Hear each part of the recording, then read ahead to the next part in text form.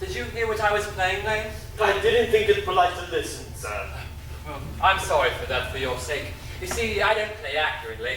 Anyone can play accurately. Rather, I play with wonderful expression. As far as the piano is concerned, sentiment is my forte. I say science for life. Yes, sir. Speaking of the science of life, have you got the cucumber sandwiches cut for Lady Bracknell? Yes, sir. By the way, Lane, I saw from your books that on Thursday night, when Lord Shorman and Mr. Worthing were dining with me, 8 bottles of champagne are entered as having been consumed. Yes, sir. 8 bottles and a pint. Why is it that at a bachelor's establishment, the servants invariably drink champagne? I asked merely for information. I attribute it to the superior quality of the wine, sir. I have often observed that in married households, the champagne is rarely of a first-rate brand. Good heavens, is marriage so demoralizing as that? I believe it is a very pleasant state, sir, though I've had very little experience of it myself up to the present. I have only been married once, and that was in consequence of a misunderstanding between myself and a young person. I don't think I'm much interested in your family life, Lane. No, sir. It is not a very interesting subject. I never think of it myself. Very natural, I'm sure. That will do, Lane, thank you. Thank you, sir. Lane's views on marriage seem somewhat lax. Really, if the lower orders can't set us a good example, what on earth is the use of them? They seem to me, as a class, to have absolutely no sense of moral responsibility. Mr. Ernest Worthing. How are you, my dear Ernest? What brings you up to town? Oh, pleasure, pleasure. What else should bring one anywhere? Eating as usual, I see, Algy. Well, I believe it is customary in good society to take slight refreshment at 5 o'clock. Where have you been since last Thursday? In the country. What on earth do you do there? When one is in town, one amuses oneself. When one is in the country, one amuses other people. It is excessively boring. Who are these people that you amuse? Oh, neighbours. Got nice neighbours in your pot of Shropshire? Perfectly horrid. Never speak to one of them. How immensely you must amuse them. Shropshire is your county, is it not? Shropshire. Yes, of course. Hello. Why all these cups? Why cucumber sandwiches? Why such reckless extravagance in one so young? Who is coming to tea? Merely Aunt Augusta and Gwendolyn. How perfectly delightful! Yes, it's all very well. Except I'm afraid Aunt Augusta won't quite approve of your being here. May I ask why? My dear fellow, the way you flirt with Gwendolyn is perfectly disgraceful. It's almost as bad as the way Gwendolyn flirts with you. I am in love with Gwendolyn. I've come up to town expressly to propose to her, but... I thought you said that you would come up for pleasure.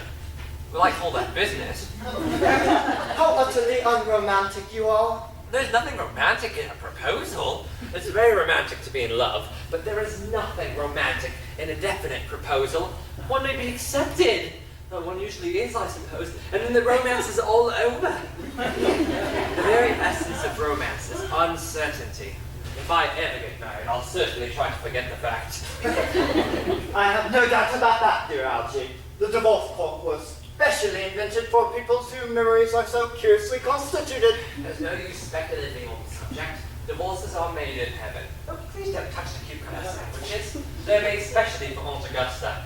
Well, you have been eating them all the time. It's a quite different matter. She is my aunt. Here, have some bread and butter. Well, the bread and butter is for Gwendolyn. Gwendolyn is devoted to bread and butter. And very good bread and butter it is, too. My dear fellow, you don't have to eat as if you were going to eat it all. Behave as if you were married to her already. No, not married to her already. Indeed, I don't think you ever will be. Why on earth do you say that? Well, in the first place, women never marry the men they flirt with. They don't think it's right. Well, that is nonsense. It isn't. It's a great truth. It accounts for the extraordinary number of young bachelors one sees all over town these days. And in the second place, I don't give my consent. Your consent? Yes. Gwendolyn is my first cousin, and before I allow you to marry her, we shall have to clear up this whole question of Cecily. Cecily? What do you mean? What on earth do you mean, Algy, by Cecily? I don't know anyone of the name of Cecily. Bring me the cigarette case Mr. Worthing left in the smoking room last time he was dining with me. Yes, sir. Do you mean to tell me you have had my cigarette case all this time? I wish to goodness you had let me know. I have been writing frantic letters to Scotland Yard about it. I was very nearly offering a large reward. Well, I wish to goodness you would offer one. I happen to be more than usually hard up. Well, there is no good offering a large reward now that the thing is found. That is rather mean of you, Ernest. However, it makes no matter, for now that I look at the inscription on the inside, I find that the thing isn't yours at all. Of course it's mine. You have seen me with it 100 times, and you have no right whatsoever to be reading what is written inside. It is a very ungentlemanly thing to read a private cigarette case. It's absurd to have a hard and fast rule about what one should and shouldn't read. More than half of modern culture is dependent upon what one shouldn't read. Quite aware of that fact, and I don't propose to discuss modern culture. It isn't the sort of thing one should talk of in private. I simply want my cigarette case back. It's your cigarette case. This cigarette case is a gift from someone by the name of Cecily, and you said you didn't know anyone by that name. Well, if you want to know, Cecily happens to be my aunt. Your aunt? Yes, charming old lady she is too. Lives at Tunbridge Wells. Just get back to me, Algie. But then why does she call herself Little Cecily if she is your aunt and lives at Tunbridge Wells? From Little Cecily, with her fondest love. My dear fellow, what on earth is there in that? Some aunts are tall, some aunts are not tall. That is a matter that surely an aunt may be allowed to decide for herself. You seem to think that every aunt should be exactly like your aunt. That is absurd. For heaven's sake, give me back my cigarette case, Algie. But then why does your aunt call you her uncle? From Little Cecily, with her fondest love, to her dear Uncle Jack. That an aunt may be a small aunt, I have no objection, but why an aunt, no matter what her size may be, should call her nephew her uncle, I cannot quite make out. Back to me, Algie. Besides, your name isn't Jack at all. It's Ernest. It isn't Ernest. It's Jack. But you have always told me that your name was Ernest. I've introduced you to everyone as Ernest. You answer to the name of Ernest. You look as if your name were Ernest. In fact, you're the most earnest-looking person I have ever saw in my whole life. It's absurd you're saying that your name is not Ernest. And it's on your cards. But here is one of them. Mr. Ernest Worthing, before the Albany. I shall keep this as proof that your name is Ernest if you ever attempt to deny it to me, or to Gwendolyn, or to anyone else. Well, my name is Ernest in town and Jack in the country, and the cigarette case was given to me in the country. But that still does not address the fact that your small Aunt Cecily, who lives in Tunbridge Wells, calls you her dear uncle. Come on, boy, it's much better to have the thing out at once. Algie, you talk exactly as if you were a dentist. It is very vulgar to talk like a dentist when one isn't a dentist. It produces a false impression. Well, isn't that exactly what dentists always do? Now go on, tell me more. I may mention that I have always suspected you of being a confirmed yet secret Bunburyist. And I'm quite sure of it now. Bunburyist? What on earth do you mean by a Bunburyist? Well, I shall tell you the meaning of that incomparable expression as soon as you are kind enough to inform me why you are Ernest in town and Jack in the country. Well, produce my cigarette case first. Here it is. Now produce your explanation, and pray make it improbable. My dear fellow, there's nothing improbable at all about my explanation. In fact, it is perfectly ordinary. Old Mr. Thomas Cardew, who adopted me when I was a little boy, made me in his will guardian to his granddaughter, Miss Cecily Cardew. Cecily, who addresses me as uncle out of motives of respect that you could not hardly appreciate, lives at my place in the country, under the charge of her admirable governess, Miss Prism. Wait, is this space in the country, by the way? that is nothing to you, dear boy. You are not going to be invited. I may tell you candidly that the place is not in Shropshire. I suspected that, my dear fellow. I've Bunburied all over Shropshire, and on 2 separate occasions. Now, go on. Why are you Ernest in town, and Jack in the country? My dear fellow, I don't know if you would be able to understand my real motives. You're hardly serious enough. When one is placed in the position of guardian, one has to adopt a very high moral tone on all subjects. It is one's duty to do so. And as a high moral tone can hardly be said to conduce very much to either one's health or one's happiness. In order to get up to town, I have always pretended to have a younger brother of the name of Ernest, who lives in the Albany and gets into the most dreadful scrapes. That, my dear Algie, is the whole truth, pure and simple. Truth is rarely pure and never simple. The modern life would be very tedious if it were. And modern literature complete impossibility. That wouldn't at all be a bad thing. Literary criticism is not your forte, my dear fellow. Don't try it. Leave that to the people who haven't been to university. They do it so well in the daily papers. What you really are is a Bunburyist. I was quite right in saying that you're a Bunburyist. In fact, you are one of the most advanced Bunburyists that I know. What on earth do you mean? You have invented a very useful younger brother by the name of Ernest, in order that you may be able to go up to town as often as you like. But I have invented an even more useful, permanent invalid friend by the name of Bunbury, in order that I may be able to go down to the country whenever I choose. But you see, Bunbury is perfectly invaluable, and it would the Bunbury's extraordinary bad health, for instance, I wouldn't be able to dine with you at Willis tonight. For I have really been engaged to Aunt Augusta for more than a week. I haven't asked you to dine with me anywhere tonight. I know. You're perfectly careless about sending out invitations. It's very foolish of you.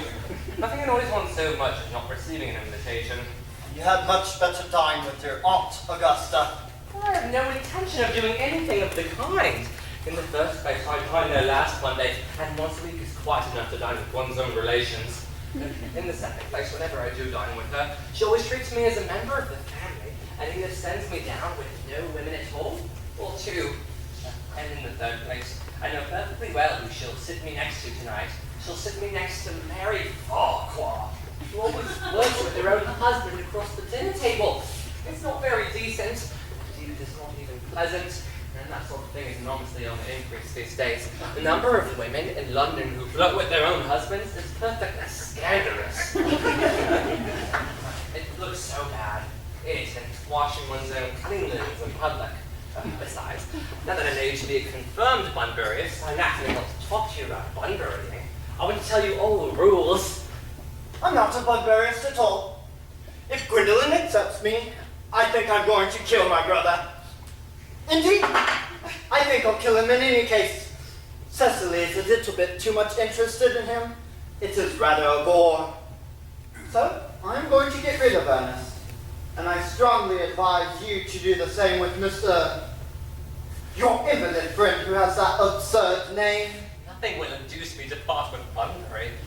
If you ever get married, which seems to me to be extremely problematic, you'll be glad to know Bunbury.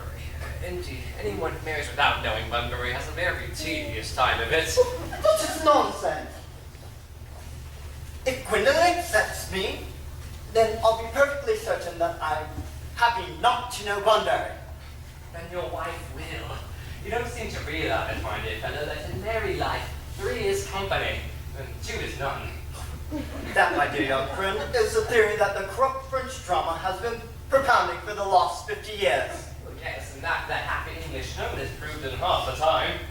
For heaven's sakes, don't try to be cynical. It is perfectly easy to be cynical. My dear fellow, it isn't perfectly easy to be anything nowadays, not with all this beastly competition about.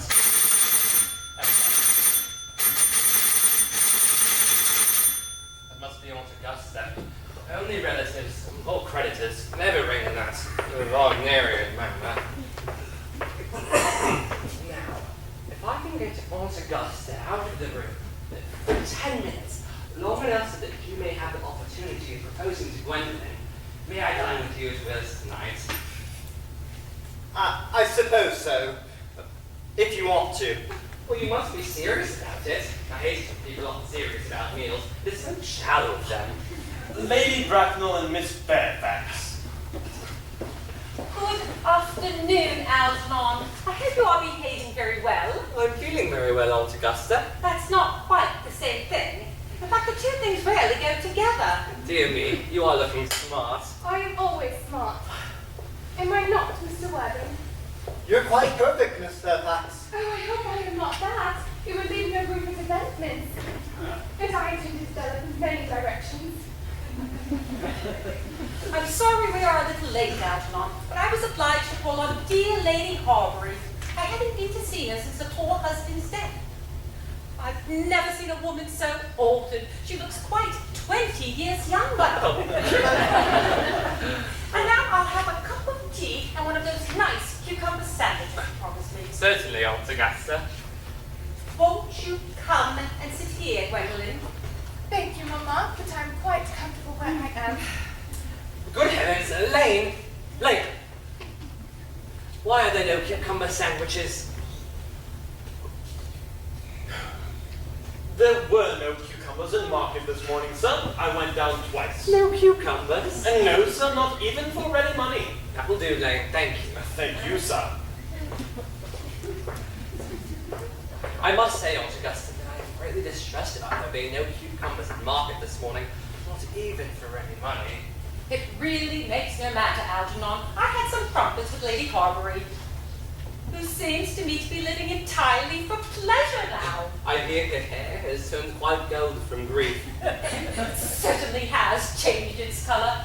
From what cause, I of course cannot say. Thank you, Algernon. I've quite a treat for you tonight, Algernon. I'm going to set you down with Mary Farquhar. She is such a nice woman, so attentive to her husband. It's delightful to watch them. I'm afraid, Aunt Augusta, that I shall have to give up the pleasure of dining with you this evening. I certainly hope not. It would put my table completely out. Your uncle would have to dine upstairs. Fortunately, he is accustomed to that. Well, it's a great bore, and I need hardly mention a great disappointment to me, but I've just received a telegram stating that my poor friend Bunbury has fallen quite ill once again. It is very strange, but this Mr. Bunbury seems to suffer from curiously bad health. Yes, Bunbury is a dreadful invalid. I must say that I think it is high time Mr. Bunbury made up his mind whether he was going to live or to die. This shilly-shallying with the question is absurd. Nor do I in any way approve of the modern sympathy towards invalids. I consider it morbid. Illness of any kind is hardly a thing to be encouraged in others. Health is the primary duty of life. I'm always telling that to your poor uncle, but he never seems to take much notice as to any improvement in his ailment. I would be very much obliged if you were to ask Mr. Bunbury from me to be kind enough not to have a relapse on Saturday. For I rely on you to arrange my music for me. It is my last reception, and we want something that will encourage conversation, particularly at the end of the season, when everyone has practically said whatever it is they have to say. Which in most cases was probably not much.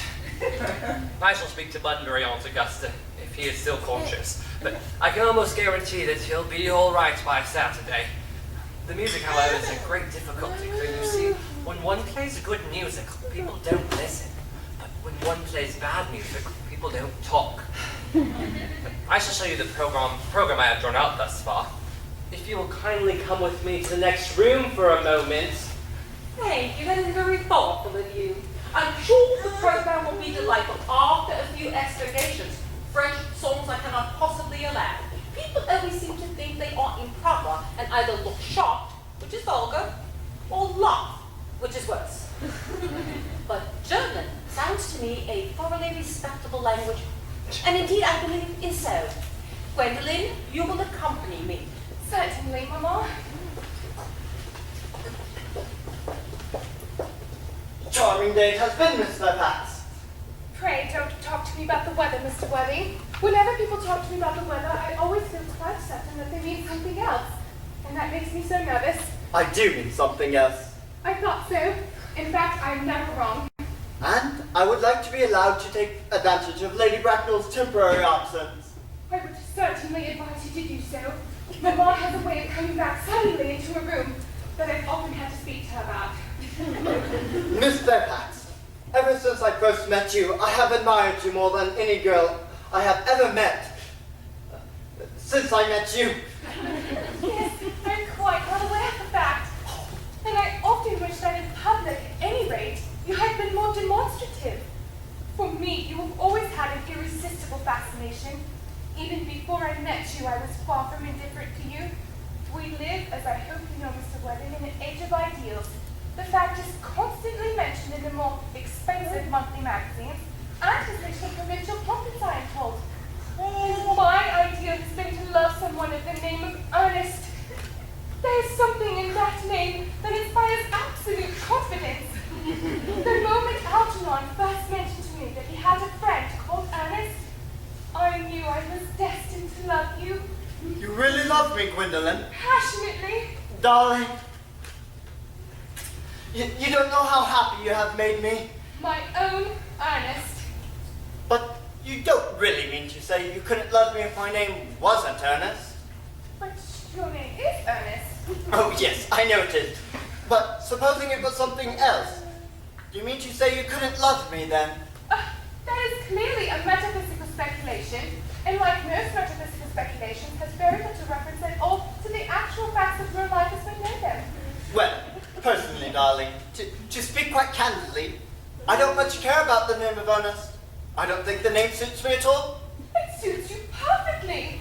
It's a divine name. It has a music of its own. It produces vibrations. Really, Gwendolyn? I must say that I think there are lots of other much nicer names. I think Jack, for instance, a charming name. Jack? No, there's very little music in the name Jack. If any at all, indeed. It does not thrill. It produces absolutely no vibrations. I have known several Jacks, and they all, without exception, were more than usually plain. Besides, Jack is a notorious domesticity for John, and I pity any woman who is married to a man called John. She would probably never be allowed to know the entrancing pleasure of a single moment's solitude.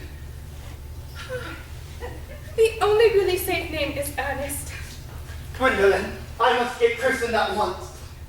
I mean, we must get married at once. There is no time to be lost. Married, Mr. Worthing? Well, surely, darling, you know that I love you, and you have led me to believe, Miss Fairfax, that you were not absolutely indifferent to me. I adore you, but you haven't proposed to me yet. Nothing has been said at all about marriage. The subject has not even been touched on. Well, I propose to you now. I would consider it an admirable opportunity, and to spare you any possible disappointment, Mr. Worthing, I think it only fair to tell you quite frankly beforehand that I am fully determined to accept you. Dear Gwendolyn!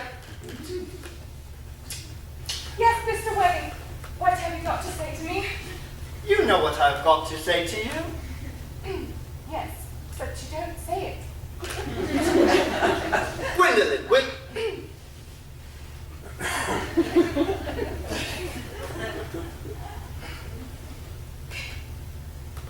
Will you marry me? Of course I will, darling. How long have you been about it? I'm afraid you have very little experience in how to propose. My own one. I have never loved anyone in the world but you. Yes, but men often propose for practice. I know my brother Gerald does. All my girlfriends tell me so. What wonderfully brown eyes you have, Ernest. They are quite brown. I hope you will always look at me just like that, especially when other people are present. Mr. Worthing, rise, sir, from the semi-recumbent posture. It is most indecorous. Mama, I beg for you. Besides, Mr. Worthing hasn't quite finished yet. Finished what, may I ask?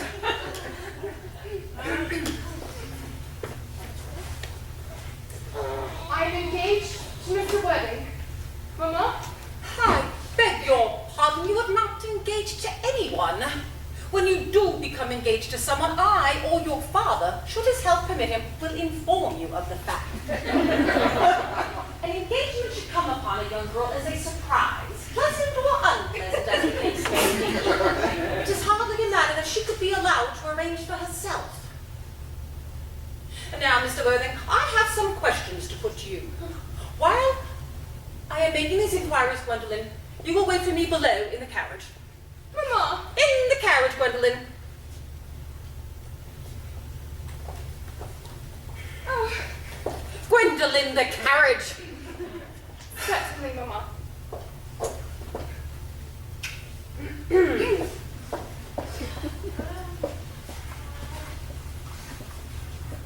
You may have a seat, Mr. Worthing.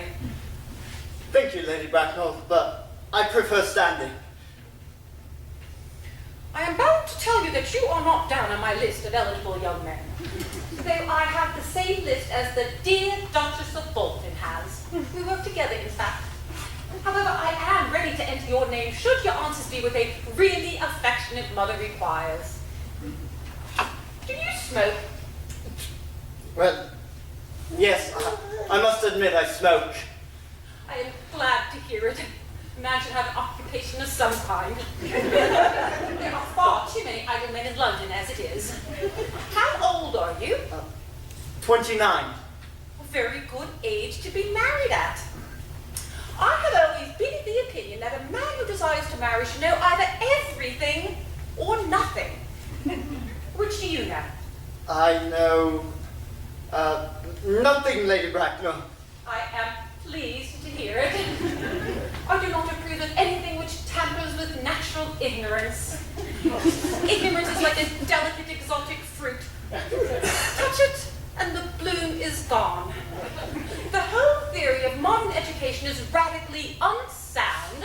Fortunately, in England at any rate, education produces no results whatsoever. If it did, it would pose a serious threat to the upper classes and probably lead to acts of violence in Grosvenor Square. What is your income? Between 7,000 and 8,000 a year. In land or in investments? In investments, chiefly. That is satisfactory. What with the duties expected of one during one's lifetime and the duties exacted of one after one's death, land can cease to be either a profit or a pleasure. It gives one position and prevents one from keeping it up. That is all that can be said about land. I do own a country house with some land attached to it, of course. About 1,500 acres, I believe. But I don't rely on that for my real income. In fact, as far as I can make out, the poachers are the only people who make anything out of it. A country home? How many bedrooms? At that point can be cleared up afterwards. You have a townhouse, I hope. A girl with a simple, unspoiled nature like Gwendolen could hardly be expected to reside in the country. I own a house in Belgrave Square, but it is let by the year to Lady Blossom. Of course, I could get it back at any time that I like, at 6 months' notice. Lady Blossom, I don't know her. She's a lady considerably advanced in years. She goes about very little. Nowadays, that is no guarantee of respectability of character. What number, Belgrave Square? 149? The unfashionable side. I thought there was something. However, that could be easily altered. Do you mean the fashion or the side? Both, if necessary, I presume. What are your politics? I'm afraid I really have none. I'm a liberal unionist. Oh, they count as Tories. They dine with us, or come in the evening at any rate. Now, to minor matters. Are your parents living? I have lost both my parents. To lose one parent, Mr. Worthing, might be regarded as misfortune. To lose both looks like carelessness. Who was your father? He was evidently a man of some wealth. Was he born in what the radical papers call the purple of commerce, or did he rise from the ranks of aristocracy? I'm afraid I really don't know. The fact is, Lady Bracknell, I said that I have seemed to have lost my parents. It would be nearer the truth to say my parents seem to have lost me. I don't know who I am by birth. I was found. Found? Yes, the late Mr. Thomas Coddy, a very charitable and kindly gentleman, found me and gave me the name of Worthing because he had a first-class ticket in his pocket for Worthing at the time. Worthing is a place in Sussex. It is a seaside resort.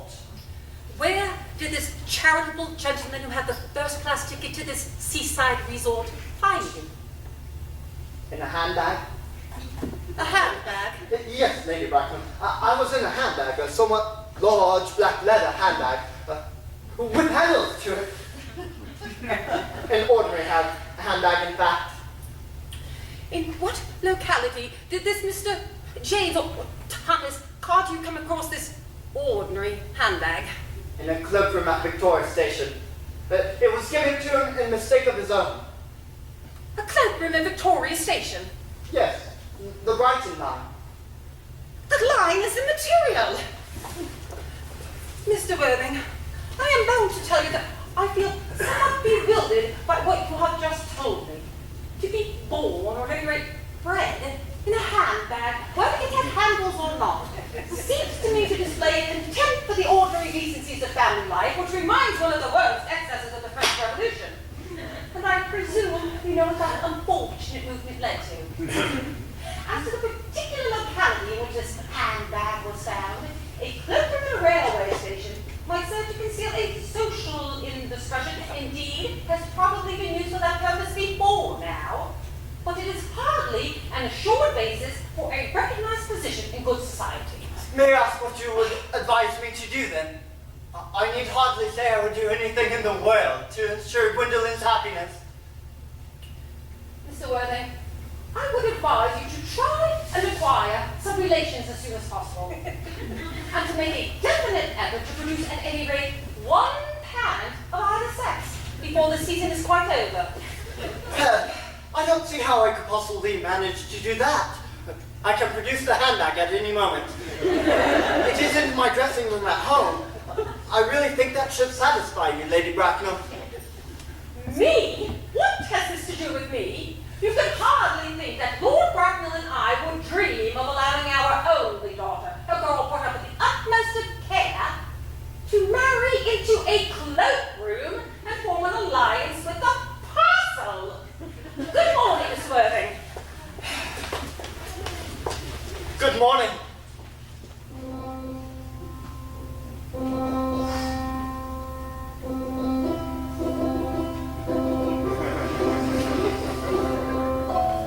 For goodness sakes, Algy, don't play that costly tune! How idiotic you are!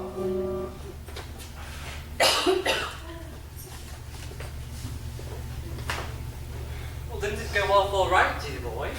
You don't mean to say that Gwendolyn refused you? She's always refusing people. As if I didn't know the ill-nature of her. It is a way she has. Gwendolyn is right as a trivet. As far as she is concerned, we are engaged. Her mother is perfectly unbearable. Never met such a gorgon in my life. I don't know what a gorgon is like, but I'm quite sure Lady Bracknell is one. In any case, she is a monster without being a myth, which is rather unfair for... I beg your pardon, Algy. I suppose I shouldn't speak of your own aunt in that way before you. My dear boy, I love hearing my own relations abused. It is the only thing that allows me to put up with them at all. Relations are simply a tedious pack of people who haven't got the remotest knowledge on how to live, or the slightest instinct on when to die. What is nonsense? It isn't. It is. It isn't. It is. It isn't. It is. It isn't. Well, I won't argue about the matter. You always want to argue about things. Well, that's exactly what things were originally made for. Upon my word, if I thought that, I'd shoot myself. You don't think there's any chance of Gwendolyn becoming like a mother in about 150 years, do you, Algy? All women become like their mothers. That is their tragedy. But no man does. And that's his. Is that clever? That's perfectly phrased, and quite as true as any statement in civilized life should be. I'm sick to death of cleverness. Everybody is clever nowadays. You can't go anywhere without meeting clever people. It has become an absolute public nuisance. I wish to goodness we had a few fools left. Well, we have. I would extremely like to meet them. What do you think they talk about? The fools? Who about the clever people, of course. What fools? By the way, have you told Gwendolyn yet about the truth of your being Ernest in town and Jack in the country? Oh, who doesn't tell the truth to a nice, sweet, refined girl like Gwendolyn? What extraordinary ideas you have about how to behave to a woman. The only way to behave to a woman is to make love to her if she is pretty, and to someone else if she is plain. Oh, that is nonsense. It isn't. What about your brother? And what about the profligate Ernest? Oh. Before the end of the week, I shall have gotten rid of him. I'll say he died abroad. In Paris. Apoplexy. Lots of people die quite suddenly of apoplexy, don't they? Yes, my dear fellow, it is hereditary. It's the sort of thing that runs in families. You would much better say a severe chill. Are you sure a severe chill isn't hereditary or anything of that kind? Of course it isn't. Very well then. My poor brother Ernest carried off suddenly in Paris by a severe chill. That gets rid of him. I thought that you had said that Miss Cardew was a little bit too much interested in your poor brother Ernest. Don't you feel his loss a great deal? Oh, that is all right. I'm glad to say Cecily is not a silly romantic girl. She has got a capital appetite, goes on long walks, and pays no attention at all to her lessons. I should rather like to meet this Cecily. And I will take very good care you never do. She's excessively pretty and only just 18. Does Gwendolyn know that you have an excessively pretty ward who is only just 18? One doesn't blurt these things out to people. When Gwendolyn and Cecily meet, they are perfectly certain to become extremely good friends. I'll bet you anything you like that half an hour after they meet, they will be calling each other sister. My dear fellow, women only call each other that after they have called each other a lot of other things first. Now, really, if we want to go to a table at Willis, we must go in dress. But you know, it is nearly 7. Oh, it is always nearly 7. But I'm hungry. Never knew you when you weren't. What shall we do after dinner? Go to a theatre? Oh no, I loathe listening. Let us go to a club then. Oh no, I hate talking. Shall we trot round to the Empire at 10? Oh no, I can't bear looking at things. It is so silly. Well, what shall we do then? Nothing. Nothing? It's such hard work doing nothing. However, I don't mind hard work if there is no definite object of any kind. Miss Fairfax. Gwendolyn? Gwendolyn, upon my word! Algie, I have something very important to say to Mr. Ernest. Gwendolyn, I don't think I can allow this at all. Algie, you always adopt a strictly immoral attitude towards life. You are not old enough to do that. My own darling. Ernest, we may never be married. From the expression of Mamma's face, I fear we never shall. Few parents nowadays pay any regard to what their children say to them. The old-fashioned respect for the young is fast dying out. Whatever influence I ever had over Mamma, I lost at the age of 3. But although she may prevent us from becoming man and wife, and I may marry someone else, and marry often, nothing that she can do can alter my eternal devotion to you. Dear Gwendolyn. The story of your romantic origin, as related to me by Mamma with unpleasing comments, has naturally stirred the deeper fibers of my nature. Your Christian name is an irresistible fascination. The simplicity of your character makes you exquisitely incomprehensible to me. Your town address at the Albany I have. What is your address in the country? The Manor House. Walton. Hertfordshire. There's a good postal service, I suppose. It may be necessary to do something desperate. That, of course, will require serious consideration. I will communicate with you daily. My own one. How long do you remain in town? Till Monday. Good. Algy, you may turn round now. Thanks, I've turned around already. You may also ring the bell. You will let me see you to your carriage, my own darling. Certainly. I will see Miss Fairfax out. Yes, sir.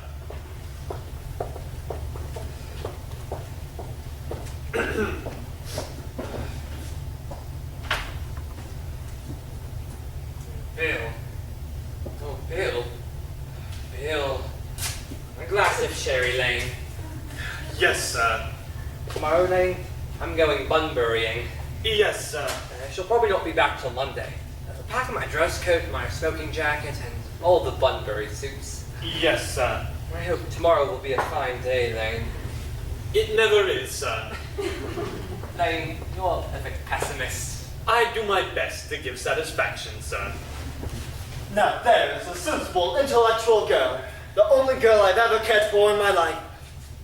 What are you so amused at? Oh, just a little anxious about poor Bunbury, that's all. If you don't take care, your friend Bunbury will get you into a serious scrape someday. Wonderful, I love scrapes. They're the only thing that are never serious. That's just nonsense, Algy. You never talk anything but nonsense. No one never does.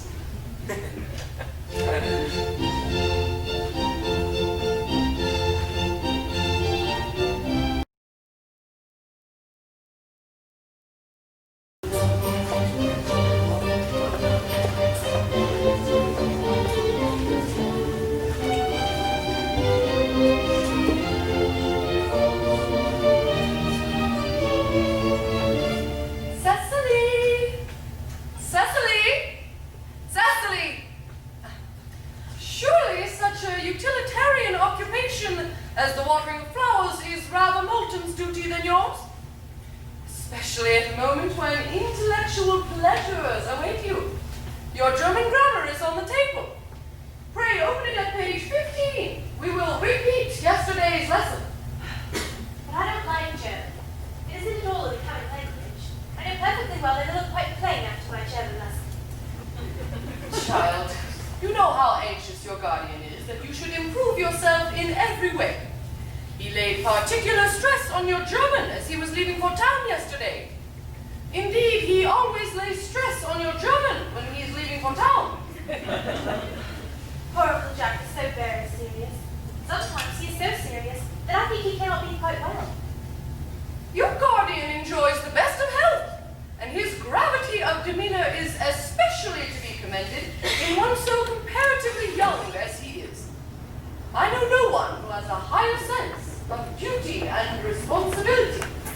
I suppose that is why he often looks so much more when we are together.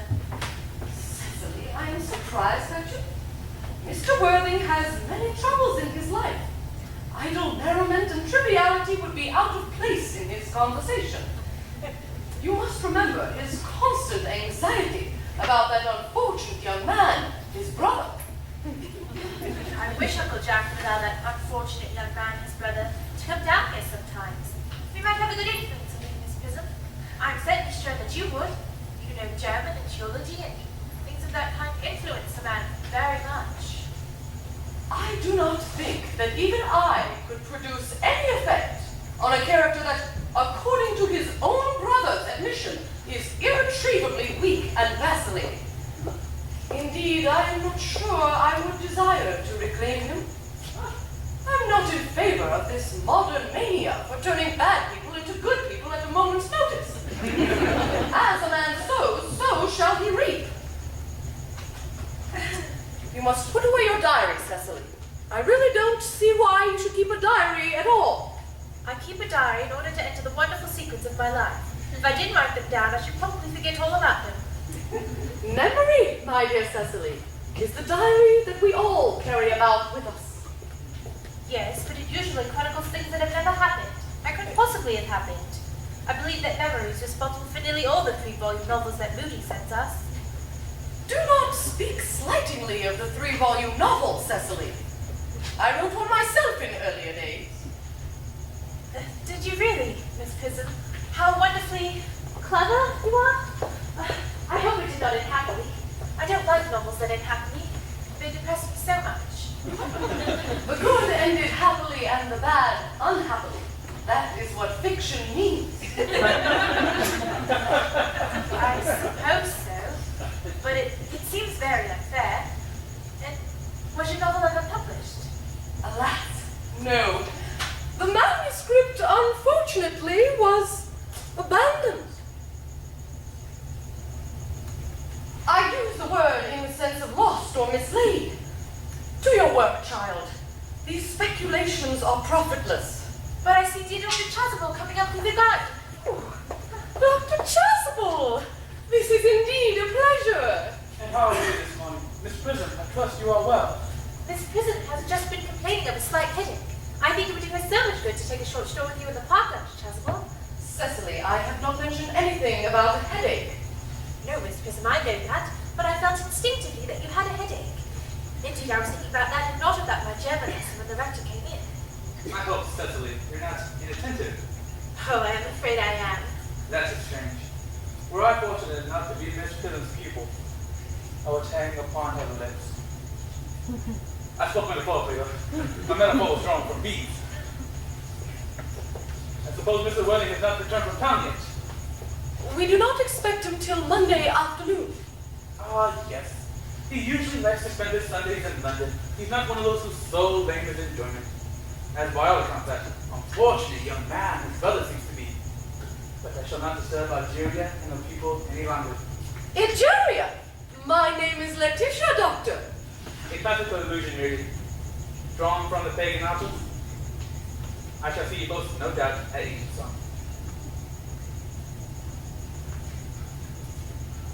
I think, dear Doctor, I will have a stroll with you. I find I have a headache after all, and a walk might do it good. With pleasure, Miss Prism, with pleasure.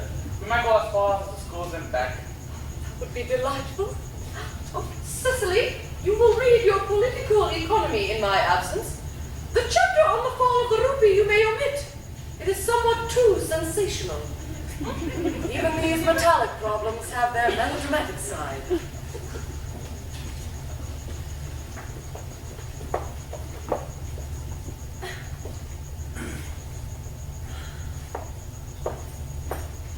Horrid political economy. Horrid geography. Horrid German. Mr. Ernest Worthing, just driven over from the station. He has brought his valet and his luggage with him. Mr. Ernest Worthing, B4 the Albany. Uncle Jack's brother. Did you tell him Mr. Worthing was in town? Aye, miss. He seemed very much disappointed. I mentioned that you and Miss Prism were in the garden. He said he was anxious to speak with you, privately, for a moment. Ask Mr. Ernest Worthing to come here. I suppose you'd better talk to the housekeeper about a room with him. Aye, miss.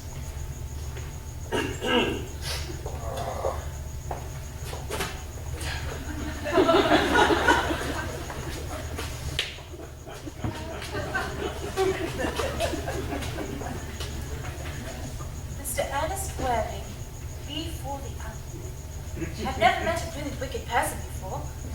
I feel rather frightened. I'm so afraid he will look just like everyone else.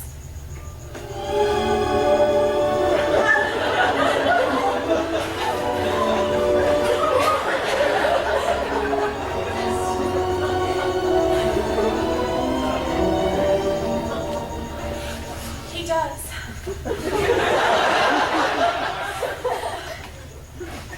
You are my little cousin Cecily, I'm sure. You are under some strange mistake. I'm not little. In fact, I believe I'm more than usually tall for my age. But I am your cousin Cecily. You are sitting in your car, are Uncle Jack's brother, my cousin Ernest, my wicked cousin Ernest. Well, I'm not really wicked at all, cousin Cecily. You mustn't think that I am wicked. If you are not, then you have been deceiving us in a very inexcusable manner. I hope he's not been leading a double life, pretending to be wicked and being really good all the time. That would be hypocrisy.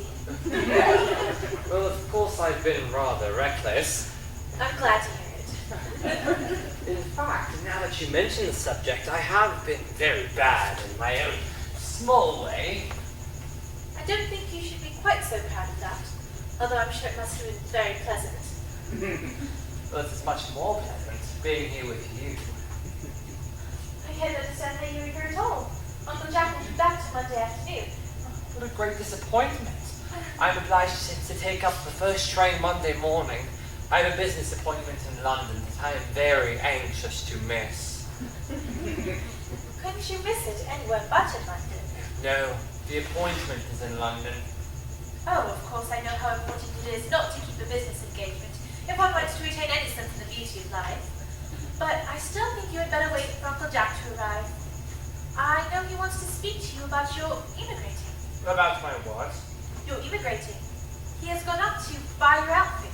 I certainly wouldn't let Jack buy my outfit. He has no taste in neckties at all. Oh, I don't think he will require neckties. Uncle Jack is sending you to Australia. Australia? I'd sooner die. Well, he said on dinner Wednesday night you had to choose between this world, the next world, and Australia. Well, the accounts I've heard of the next world in Australia are not particularly encouraging. This world is good enough for me, Cecily. Yes, but are you good enough for it? I'm afraid I'm not that. That's why I want you to reform me. You might make that your mission, if you wouldn't mind, Cousin Cecily. I'm afraid I've no time this afternoon. Would you mind my reforming myself this afternoon? That's rather quixotic of you, but I think you should try. I will. I feel better already. You are looking a little worse. That is because I am hungry. How thoughtless of me. I should have remembered that when one is going to lead an entirely new life, one requires regular and wholesome meals. Won't you come in? Well, thank you. Might I have a buttonhole first? I never have much of an appetite unless I have a buttonhole first. A marital meal? I'd sooner have a pink rose. Why? Because you are like a pink rose, Cousin Cecily. I don't think it would be quite right for you to talk to me like that. Miss Prism never says such things to me. Well, Miss Prism is a short-sighted old lady. You are the prettiest girl I ever saw. Miss Prism says that all good looks are a snare. They are snares. Every sensible man would like to be caught in. Oh, I don't think I would try to catch a sensible man. I should know what to talk to him about. Oh.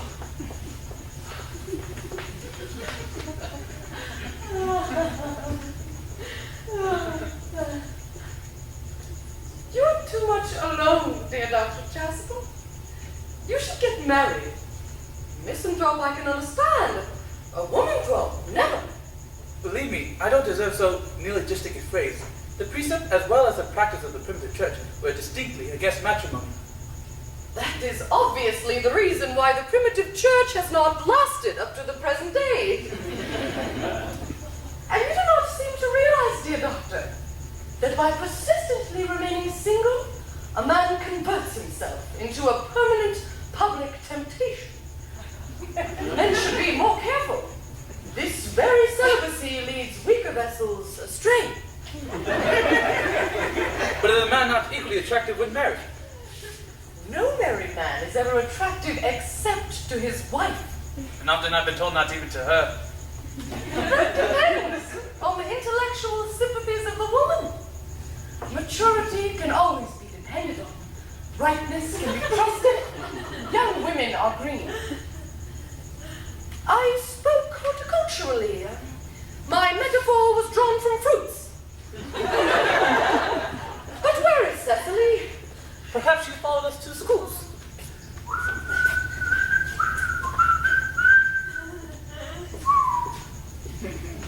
Oh, Mr. Worthing! Mr. Worthing? This is indeed a surprise. We did not expect you till Monday afternoon. I've returned sooner than I expected.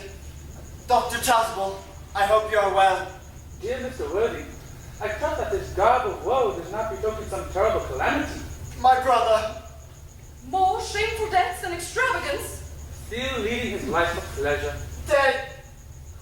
Your brother Ernest, dead. Quite dead. What a lesson for him.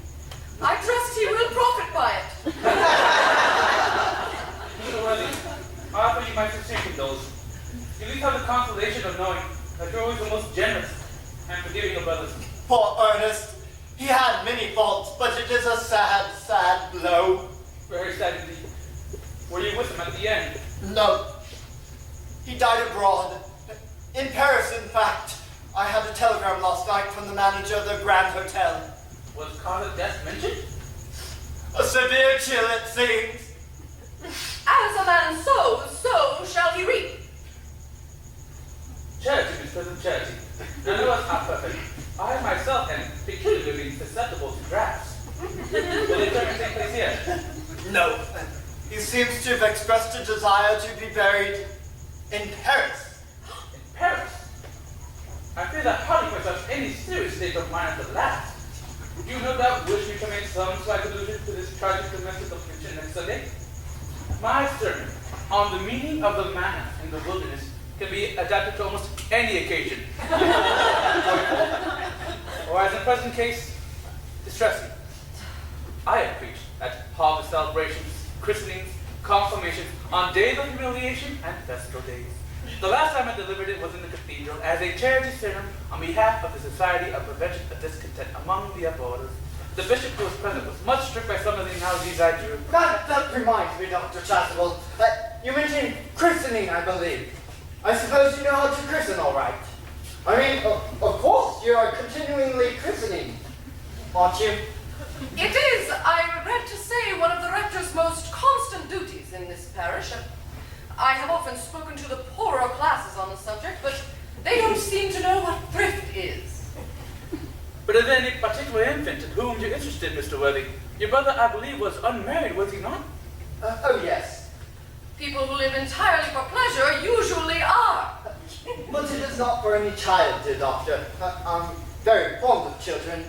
No, the fact is that I would like to be christened myself, if you have nothing better to do this afternoon. But surely, Mr. Worthy, you've been christened already. I don't remember anything about it.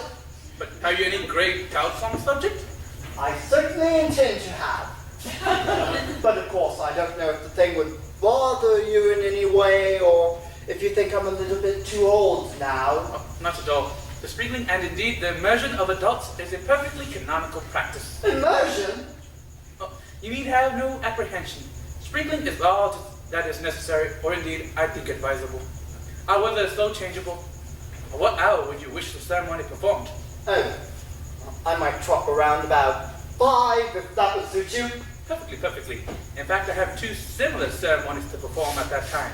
A case of twins that recently occurred, and the outlaying cottages on your own estate. Poor Jenkins Zakata, most hard-working man. I don't see very much fun in being christened along with other babies. It would be childish. Would 5:30 do? Admirable. And now, Mr. Worthy, I'm not to intrude any longer into a house of sorrow. I remain begging not to be too much bowed down by grief. Well, see, to us, bitter trials are often blessing in disguise.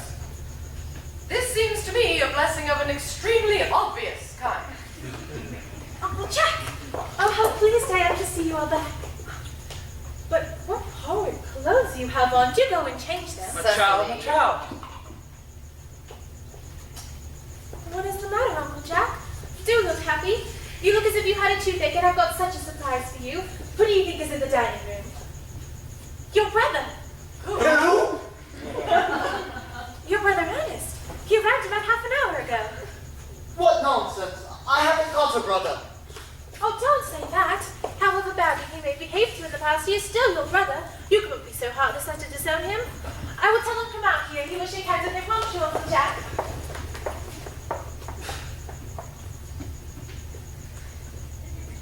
These are joyful tidings. After we had all been resigned to his loss, his sudden return seems to me peculiarly distressing. My brother drawing-room. I don't know what it all means. Think it utterly absurd. Good heavens! Brother John, I have come down from town to tell you that I am immensely sorry for all the trouble that I have caused you, but I intend to lead a better life in the future.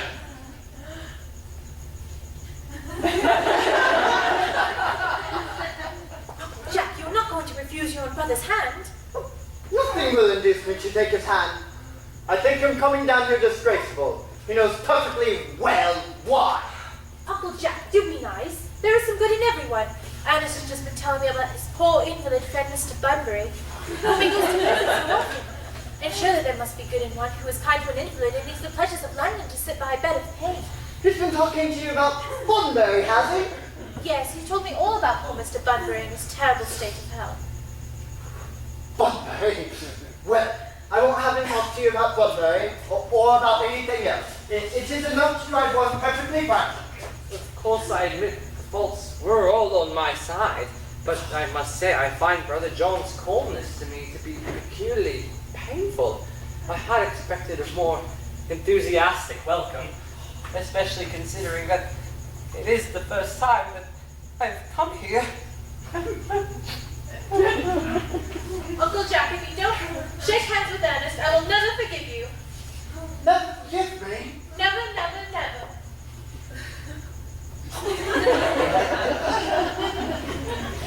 Well, this is the last time I shall ever do it.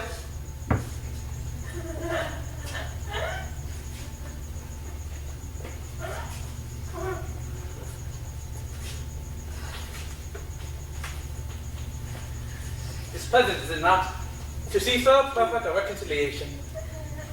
I think we might get these two brothers together. Cecily, you will come with us. Certainly, Miss Prism. My little task of reconciliation is over. You've done a beautiful action today, dear child. We must not be premature in our judgments. I feel very happy. Ow, ow, ow, ow, ow. Ouch! You young scoundrel! You have got to get out of this place as soon as possible. I don't allow any bun bearing here. I have put Mr. Ernest things in the room next to yours, sir. I suppose that is all right. What? Mr. Ernest's luggage, sir. I have unpacked it and put it in the room next to your very own. His luggage. Aye, sir.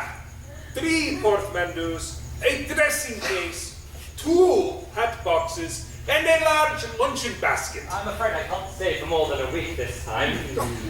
Merriman, order the dog caught at once. Mr. Ernest has been suddenly called back to town. Aye, sir. What a fearful liar you are, Jack. I've not been called back to town at all. Yes, you have. No, I haven't. Yes, you have. No, I haven't. Yes, you have. I haven't heard anyone call me. Your duty as a gentleman calls you back. My duty as a gentleman has never interfered with my pleasures in the smallest degree. I can quite understand that. Well, Cecily is a darling. But you are not to speak of Miss Cardew like that.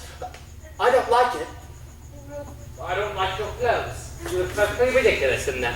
It's absurd for a man to be in deep mourning for another man who actually happens to be staying in his house for a week as a guest. You certainly are not staying with me for a whole week as a guest or anything else. You have got to catch the 4-5 train. I shall not leave so long as you were in mourning. But you would stay with me if I were in mourning, I suppose. I should consider it extremely unkind if you didn't. Well, will you go if I change my clothes? I suppose, if you're not too long. I've never seen a man take so long to dress, and with such little results. Well, at least it's better than being always overdressed as you are. If I am occasionally a little overdressed, I make up for it by being always immensely overeducated. Your vanity is ridiculous, your conduct an outrage, and your presence in my garden utterly absurd. However, you have got to catch the 4-5 train, and I hope you have a pleasant journey back to town. This blundering, as you call it, has not been a great success for you. It has been a great success. I'm in love with Cecily, and that is everything. But I must see her before I go and make arrangements for another Bunbury. There she is.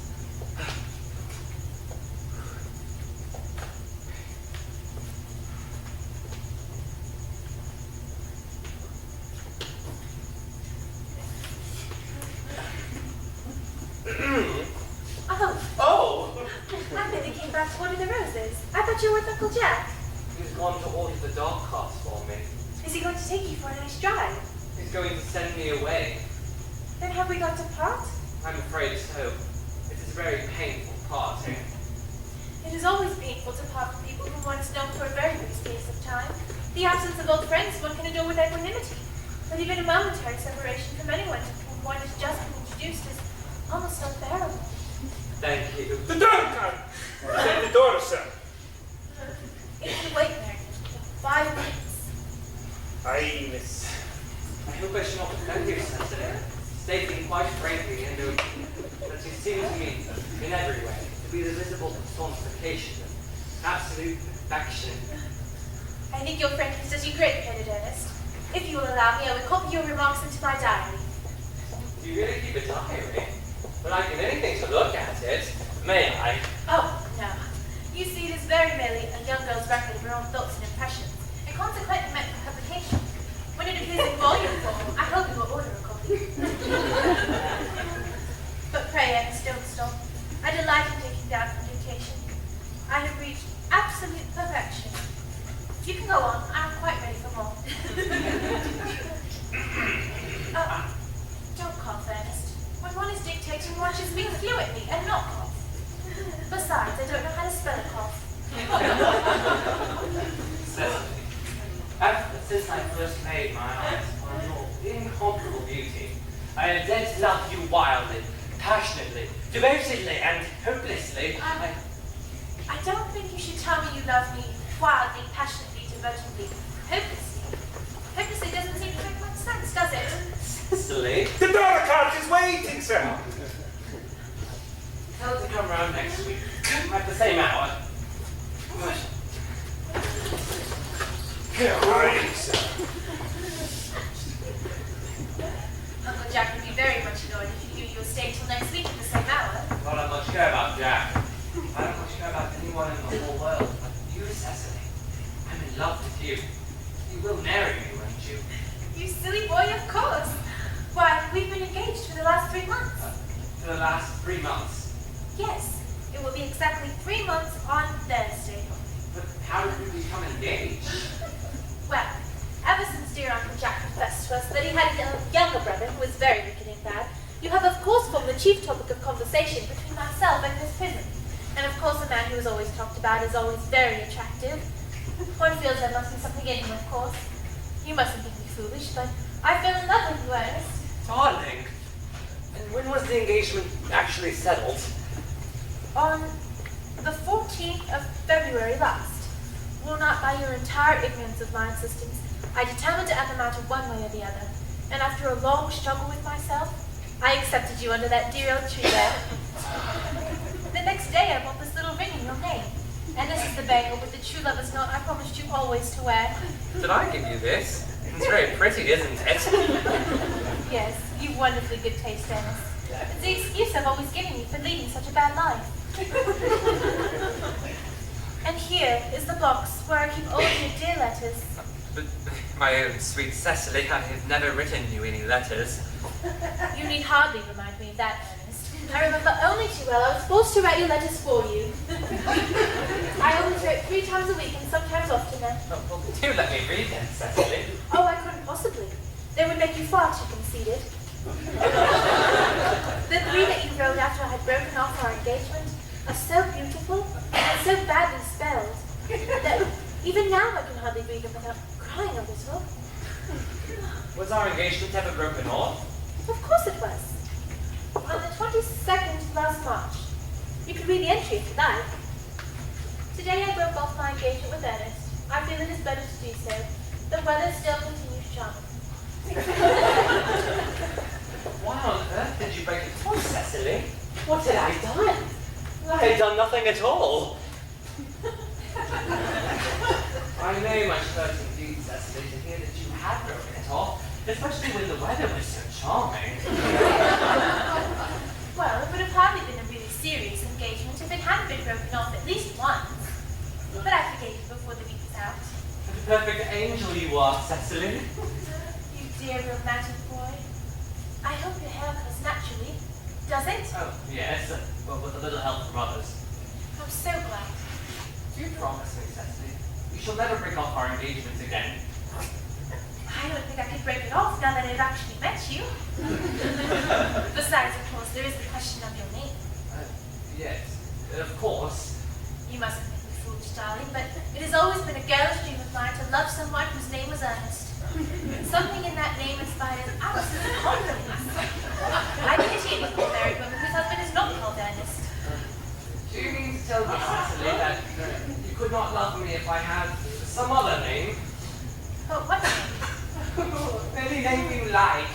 Take Algernon, for instance. But I don't like the name of Algernon. My own dear, sweet, loving little darling. I don't see why you should object to the name of Algernon. It is not at all a bad name. In fact, it is a rather aristocratic name. More than half the charts of the bankruptcy court are called Algernon. But seriously, Cecily, if my name were Algernon, couldn't you love me? I might respect you, Ernest. I might admire your character, but I fear that I would not be able to give you my undivided attention. Your rector here, I suppose, is thoroughly experienced in all the rites and ceremonials of the church. Oh yes, Dr. Chaswell's a most learned man. He's never written a single book, so you can imagine how much he knows. Wonderful. I must see him at once on a very important christening. I mean, very important business. Oh? I shan't be away for more than half an hour.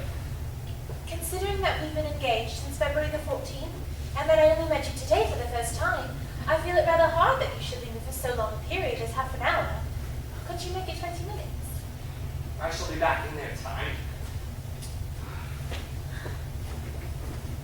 What an impetuous boy he is. I like his hair so much. I must enter his proposal in my diary.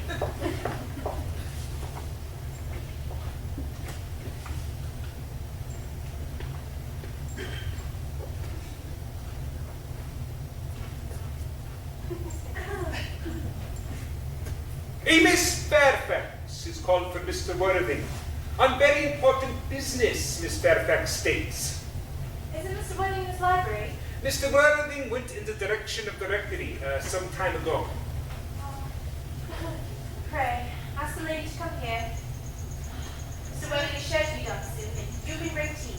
Aye, miss. Miss Fairfax. No doubt one of the many good elderly women associated with Uncle Jack and some of its philanthropic work in London. I don't quite like women who are interested in philanthropic work. I think it's so foreign. Miss Fairfax. Pray, let me introduce myself to you. My name is Cecily Cardew. Cecily Cardew? What a very sweet name. Something tells me we are going to be great friends. I like you already more than I can say. My first impressions of people are never wrong. How nice of you to like me after we've known each other such a good time in a short time. Pray, sit down. I may call you Cecily, may I not? With pleasure. And you will always call me Gwendolyn, won't you? If you wish. Then that's all quite settled, is it not? I hope so. Perhaps this is a favourable opportunity for my mentioning who I am. My father is the Lord Bracknell. You have never heard of Papa, I suppose? I don't think so. Outside the family circle, Papa, I am glad to say, is entirely unknown. I think that is quite as it should be. The home seems to me to be the proper sphere for a man, and certainly, once a man begins to neglect his domestic duties, he becomes painfully effeminate, does he not? And I don't like that. It makes men so very attractive. Cecily, Mamma, whose views on education are remarkably strict, has brought me up to be extremely short-sighted. Part of her system. So do you mind if I'm looking at you through my glasses? Oh, not at all, dear Winston. I'm very fond of being looked at.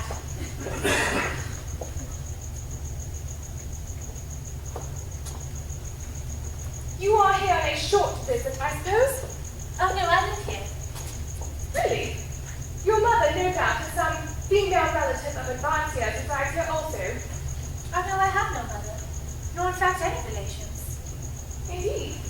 My dear guardian, with the assistance of this prism, has the arduous task of looking after me. Your guardian? Yes, I Hastings ward. Oh, it is strange he never mentioned to me that he had a ward. How secretive of him. He grows more interesting hourly.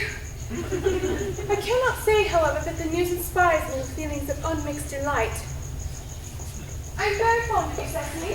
I have liked you ever since I met you.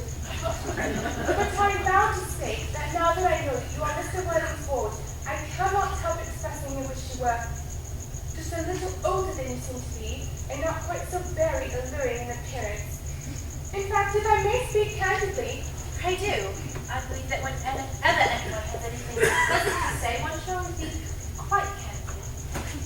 well, to speak with perfect candor, Cecily, I wish you were fully 42 and more than usually plain for your age. Ernest has a strong, upright nature.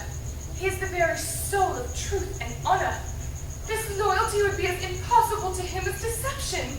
But even men of the noblest possible moral character are extremely susceptible to the influence of the physical charms of others. Modern no less than ancient history supplies us with the many most painful examples of what I refer to. If it were not so, indeed, history would be quite unreadable. Did you say Ernest? Yes, Oh, but it's not Mr. Ernest Worthing who's my guardian, it's his brother, his elder brother. Ernest never mentioned to me that he had a brother. I'm sorry to say they have not been on good terms for a long time. Oh, that accounts for it. And now that I think of it, I've never heard of any man mention his brother. The subject seems distasteful to most men. Cecily, you've lifted a load from my mind. I was growing almost anxious. It would have been terrible if any cloud had come across a friendship like ours, would it not? Of course, you're quite sure that it's not Mr. Ernest Worthing who is your guardian. Quite sure. In fact, I'm going to be his. I beg your pardon? There's no reason why I should make a secret to you, dear Gwendolyn. Our little county newspaper is sure to chronicle the fact next week. Mr. Ernest Worthing and I are engaged to be married. My darling Cecily, I'm afraid there's some slight error. Mr. Ernest Worthing is engaged to me. The announcement will appear in the Morning Post by Saturday at the latest. I'm afraid you are under some misconception, but Ernest proposed to me exactly 10 minutes ago. It is certainly very curious, for he asked me to be his wife yesterday afternoon at 5:30. If you care to verify the incident, pray do so. I never travel without my diary. One should always have something sensational to read on the train. I'm so sorry, dear Cecily, if it is of any disappointment to you, but I'm afraid I have the prior claim. It would distress me more than I can say, dear Gwendolyn, if it caused you any mental or physical anguish, but I feel bound to state that since Ernest proposed to you, he has clearly changed his mind. If the poor fellow had been entrapped into any foolish promise, I shall consider it my duty to rescue him at once, and with a firm hand. Whatever entanglement my dear boy may have got into, I will never reproach him with it after we are married. Do you allude to me, Miss Cardew, as an entanglement? You are presumptuous. On an occasion of this kind, it becomes more than a moral duty to speak one's mind. It becomes a pleasure. Do you suggest, Miss Fairfax, that I entrapped Ernest into an engagement? How dare you? This is no time for wearing a shallow mask of manners. When I see a spade, I call it a spade. I'm glad to say I've never seen a spade. It is clear our social spheres have been widely different. May I lay the tea here as usual, miss? Yes, as usual.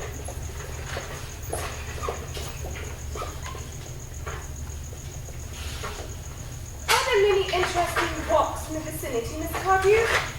Oh yes, a great many. From the top of one of the hills quite close, one can see 5 counties. 5 counties?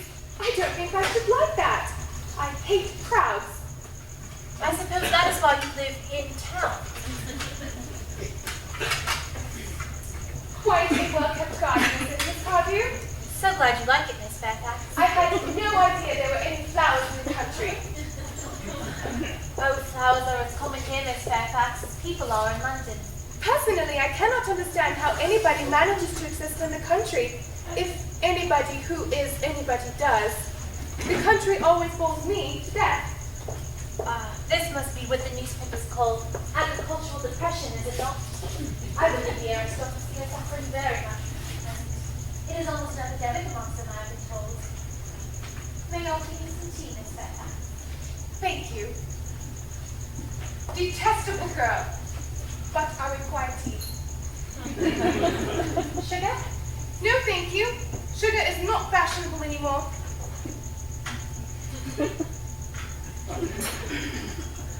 Cake or bread and butter? Bread and butter, please. Cake is rarely seen at the best houses nowadays.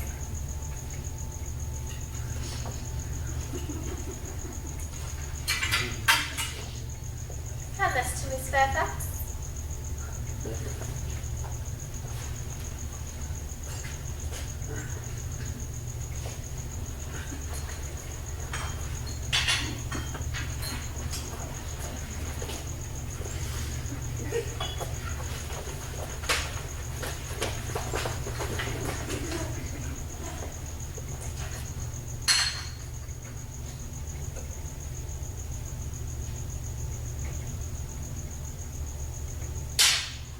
You have filled my tea with lumps of sugar, and though I asked most distinctly for bread and butter, you have given me cake. I am known for the gentleness of my disposition and the extraordinary sweetness of my nature. But I warn you, Miss Cardew, you may go too far. In order to save our poor, innocent, trusting boy from the machinations of any other girl, there are no lengths to which I would not go. From the moment I saw you, I distrusted you. I felt you were false and deceitful. I am never deceived in such matters. My first impressions of people are invariably right. It seems to me, Miss Fairfax, I have been trespassing on your valuable time. No doubt you have many other calls of similar character to make in the neighborhood. Ernest! My own Ernest! Gwendolyn, darling. A moment. May I ask if you are engaged to be married to this young lady? Did you, little Cecily? Of course not. What could have put such an idea into your pretty little head? Thank you. You may. I knew there must be some mistake, Miss Fairfax. The gentleman whose arm is at present wrapped around your waist is my guardian, Mr. John Worthing. I beg your pardon. This is Uncle Jack. Jack? Oh! Here is Ernest. My own love. A moment. Are you engaged to be married to this young lady? To what young lady? Good heavens! Gwendolyn! Yes, to good heavens. I mean, to Gwendolyn. Of course not. What could have put such an idea into your pretty little head? Oh, thank you. You may. I felt there was some slight error, Miss Cardew. The gentleman who is now embracing you is my cousin, Mr. Algernon Moncrief. Algernon Moncrief? Oh. Are you the cousin of Algernon? I cannot deny it. Is your name really John? I could deny it if I liked. I could deny anything if I liked. But my name certainly is John. It has been John for years. A gross deception has been practiced on both of us. My poor wounded Cecily. My sweet wronged Gwendolyn. You will call me sister, will you not?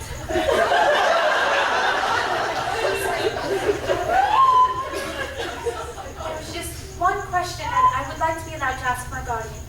An admirable idea. Mr. Worthing, there's just one question I would like to be permitted to put to you. Where is your brother Ernest?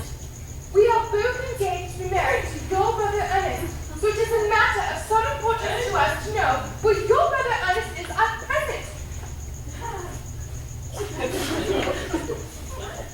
Gwendolyn, Cecily, it is very painful for me to be forced to speak the truth. It is the first time in all my life I have ever been reduced to such a painful position. And I'm quite inexperienced in doing anything of the kind. However, I will tell you quite frankly that I have no brother Ernest. I have no brother at all.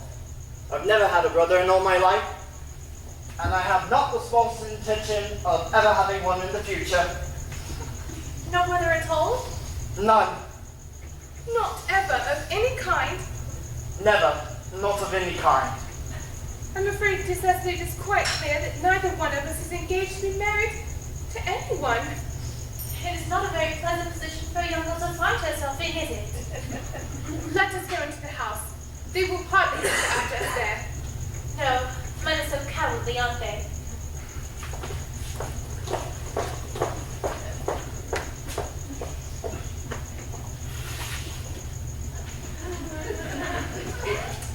This ghastly state of things is what you call bun-bearing, I suppose. Yes, and the most wonderful library has been. In fact, the most wonderful library I've ever had in my whole life. Well, you have no right whatsoever to bun-bearing here. What's absurd? One has the right to bun-bearing whenever one chooses. Every serious bun-bearist knows that. Serious bun-bearist? Oh, good heavens! Yes, one must be serious about something if one wants to have any amusement in life. I happen to be serious about bun-burying. But you happen to be serious about, I haven't the remotest idea. About everything, I should suppose. You're such an absolutely trivial nature. Well, the only small satisfaction that I have in the whole of this wretched business is that your friend Bunbury is quite exploded.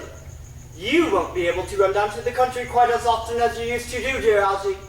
And a very good thing, too. Your dear brother is looking a little off-colour, isn't he, Jack? You won't be able to disappear off to London quite so often as your looking custom was. Not a bad thing, either. As for your conduct towards Miss Cardew, I must say that you taking in a sweet, simple, innocent girl like that is quite inexcusable, to say nothing of the fact that she is my ward. I can see no possible defense, Jack, for you're the seat of a clever, brilliant, thoroughly experienced young woman like Miss Fairfax, to say nothing of the fact that she is my cousin. I wanted to be engaged to Gwendolyn. That is all. I love her. Well, I simply wanted to be engaged to Cecily. I adore her. Well, there certainly is no chance of your marrying Miss Cardew. I don't think there is much likelihood, Jack, of you and Miss Fairfax ever being united. This is no business of yours. If it were my business, I wouldn't talk about it. It's very vulgar to talk about one's own business. Only people like stockbrokers do that, and then only at dinner parties. Auntie, how can you sit there calmly eating muffins when we're in this horrible trouble? I can't make out. You seem to me to be perfectly heartless. When one cannot eat muffins in an agitated manner, but it would probably get all over my cups. One must eat muffins quite calmly. In fact, it is the only way to eat them. I say it's perfectly heartless of you eating muffins at all under the circumstances. When I am in trouble, eating is the only thing that consoles me. Indeed, when I am in really great trouble, as anyone who knows me intimately will tell you, I will refuse everything except food and drink. I am eating muffins at the present moment because I am unhappy. Besides, I am particularly fond of muffins. Well, there's no reason why you should eat them all in that greedy way. Jack, I wish you would have tea cake instead. I don't much like tea cake. Good heavens! I suppose a man may eat his own muffins in his own garden. I thought you said it was perfectly heartless to eat muffins. I said it was perfectly heartless of you, under the circumstances. That is a very different thing. That may be, but the muffins are the same. Algernon, I wish to goodness you would go. I can't possibly go without you offering me any dinner first. I never go without my dinner. No one ever does, except vegetarians and people like that. Besides, I made arrangements with Dr. Chasuble to be christened at 5:45 under the name of Ernest. Oh, my dear fellow, the sooner you give up that nonsense, the better. I made arrangements this morning with Dr. Chasuble to be christened myself at 5:30, and I naturally will take the name of Ernest. Gwendolyn would wish it. We can't both be christened Ernest, it's absurd.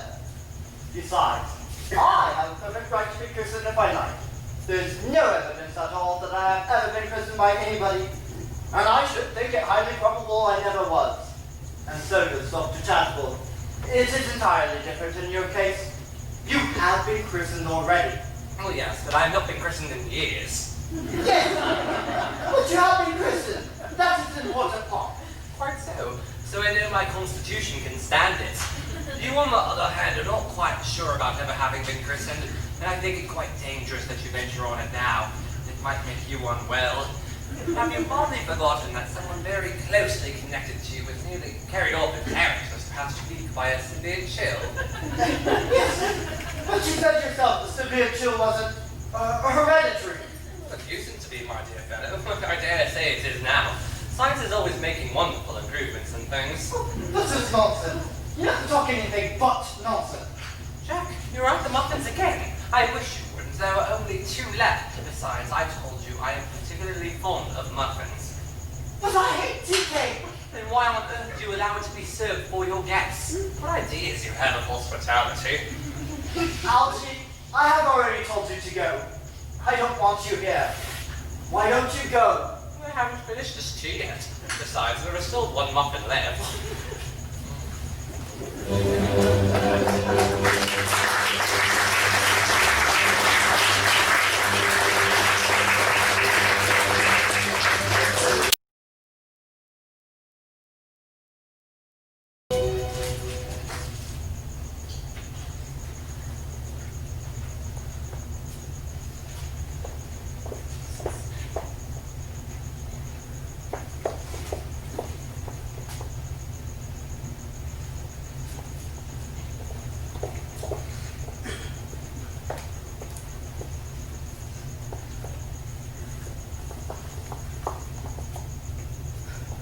The fact that they did not follow us at once into the house, as anyone else would have done, seems to me to show they have some sense of shame left.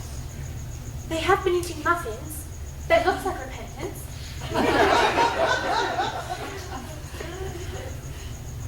They don't seem to notice us at all. Couldn't you cough? But I haven't got a cough. They're looking at us. What effrontery. They're approaching. That's very forward of them. Let us preserve a dignified silence. Certainly. That is the only thing to do now. With cat-like tread upon our prairie we steal, in silence dread our cautious way we feel. No sound at all, we Dignified never silence speak seems a to word. produce an A tired unpleasant footfall effect. would be The distinct. most distasteful one. But we will not be the first to speak. Certainly. Navigation, take another station. Raspberry piracy with a little burglary. Mr. Wilde, I have something very particular to ask you. Much depends on your reply. Dear Gwendolyn, your common sense is invaluable. Mr. Moncrief, kindly answer me the following question. Why did you pretend to be my guardian brother? Well, in order that I may have the opportunity of meeting you. His answer is most satisfactory, does it not? Yes, dear, if you can believe him. I don't. But that does not affect the wonderful beauty of his answer. True, in matters of grave importance, style, not sincerity, is the vital thing. Mr. Worthing, what explanation can you offer to me for pretending to have a brother? Well, Was it that you might have an opportunity of coming up to town to see me as often as possible? Can you doubt it, Miss Fairfax? I have the gravest doubts upon the subject, but I intend to crush them. This is not the time for German skepticism.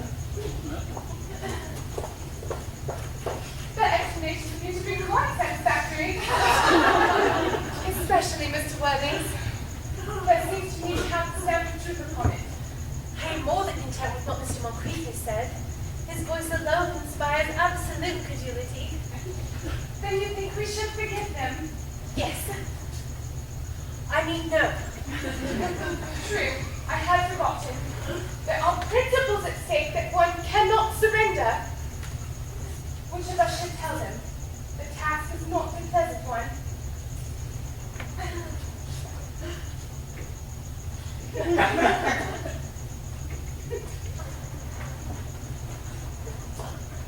Could you not both speak at the same time?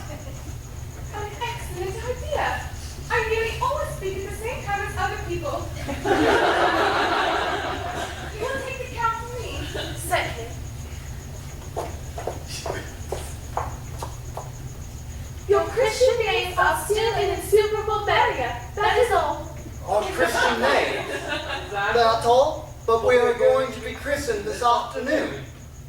Oh dare to do this terrible thing? I am. To please me, you're ready to face this fearful ordeal? I am. How absurd to talk of the equality of the sexes. For men, in questions of self-sacrifice are concerned, they are infinitely beyond us. We are. They have moments of physical courage of which we women know absolutely nothing. Darling. Darling.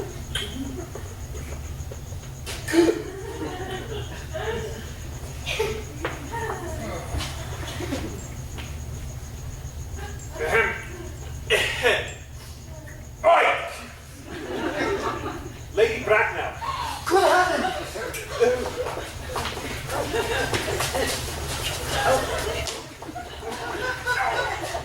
Girl!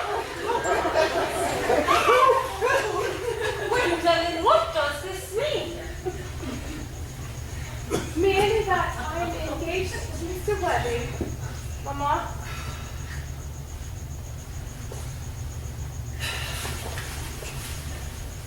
Come over here. Sit down. Sit down immediately. Hesitation of any kind is a sign of mental decay in the young. Physical weakness in the old. Apprised, sir, of my daughter's sudden flight by her trusty maid, whose confidence I purchased by means of a small coin, I hurried at once and followed by a luggage train. Her unhappy father is, I am glad to say, under the impression she is attending a more than usually lengthy lecture at the University Extension Scheme on the influence of a permanent income on bonds. I do not intend to undeceive him. Indeed, I have never undeceived him on any question. I would consider it wrong. But you will clearly understand that all communication between yourself and my daughter will cease immediately on this moment. On this point, as indeed on all points, I am firm. I am engaged to be married to Gwendolyn, Lady Bracknell. You are nothing of the kind, sir. And now, as regards Algernon. Algernon, Yes, Aunt Augusta. may I ask if it is in this house that your friend Mr. Bunbury resides? Oh, no, Bunbury's not here. Bunbury is somewhere else at present. In fact, Bunbury is dead. Dead? When did he die? It must have been extremely sudden. I killed Bunbury this afternoon. I mean, Bunbury died this afternoon. What did he die of? Bunbury? He, quite exploded. Exploding? Was he the victim of a revolutionary outrage? I was not aware that Mr. Bunbury was interested in social legislation. If so, he is well punished for his morbidity. What I mean, Aunt Augusta, is that Bunbury was found out. The doctors found out that Bunbury could not live, so Bunbury died. He seemed to have great confidence in the opinion of his physicians. But I am glad, however, that he has made up his mind at the last to some definite course of action, and acted under proper medical advice. Now that we are finally rid of this Mr. Bunbury, may I ask, Mr. Worthing, who is that young person whose hand my nephew is holding with seems a peculiarly unnecessary manner? That lady is my ward, Miss Cecily Cardew. I'm engaged to be married to Cecily, Aunt Augusta. I beg your pardon? Mr. Chris and I are engaged to be married, Lady Bracknell. I do not know if there is something peculiarly exciting in the air in this particular part of Hertfordshire. But the number of engagements that takes place seems to be considerably above the proper average that statistics have laid down for our guidance. I think a preliminary inquiry on my part would not be out of place. Mr. Worthing, may I ask if Miss Cardew is at all connected to any of the larger railway stations in London? I merely desire information. Until yesterday, I had no idea there were any families or persons whose origin was a terminus. Miss Cardew is the granddaughter of the late Mr. Thomas Cardew, of 149 Belgrave Square Southwest, Jervis Park, Dorking, Surrey, and was born 5th Shore, North Britain. That sounds not unsatisfactory. 3 addresses always inspire confidence, even in tradesmen. But what proof have I to their authenticity? I have carefully preserved the court cards of the period. They are open to your inspection, Lady Bracknell. I have seen strange errors in that publication. Miss Cardew's family solicitors are Monsieur Mockby, and Mockby. Mockby, and Mockby? A firm of the very highest position in their profession. Indeed, I am told one of them, Mr. Mockby's, is occasionally to be seen at dinner parties. So far, I am satisfied. How extremely generous of you, Lady Bracknell. I also have in my possession, you will be glad to hear, certificates of Miss Cardew's birth, baptism, whooping cough, registration, confirmation, vaccination, and the measles. Both the German and the English variety. A life crowded with incident, I see. Though perhaps somewhat too exciting for a young girl. I myself am not in favor of premature experiences. Come, Gwendolyn. The time approaches for our departure. We have not a moment to lose.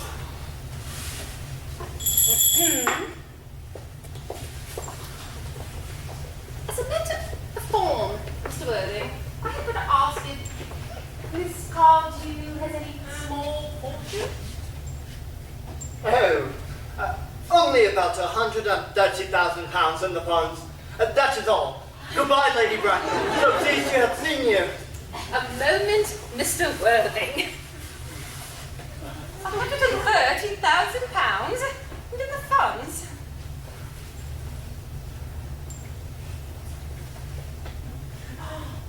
Miss Cardew seems a most attractive young lady now that I look at her.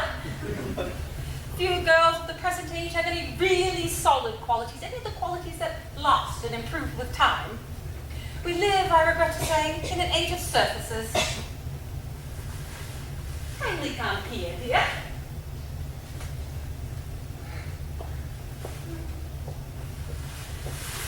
Pretty child. Though your dress is sadly simple, and your hair, almost as nature might have left it, but we can soon alter all of that. A thoroughly experienced French maid produces marvelous results in a very brief space of time.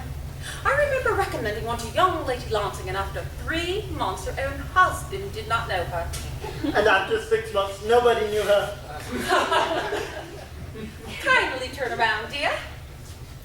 No, the side view is what I want. Just as I expected, there are distinct social possibilities in your profile. The 2 weak points of our age are want of principle and want of profile. Chin a little higher, dear. Style is largely determined by the way the chin is worn. They are worn very high just at present. Algernon. Yes, Aunt Augusta. There are distinct social possibilities in Miss Cardew's profile. Well, Cecily is the dearest, prettiest, sweetest girl I ever met in my whole life. And I don't care tuppence about social possibilities. Never speak disrespectful of society, Algernon. Only those who cannot get into it do that. My dear, you are aware that Algernon has nothing but his debts to depend upon. But I do not approve of mercenary marriages. When I married Lord Bracknell, I had no fortune of any kind, but I never dreamt for a moment of allowing that to stand in my way. Well, I suppose I must give my consent. Thank you, Aunt Augusta. You may kiss me, Cecily.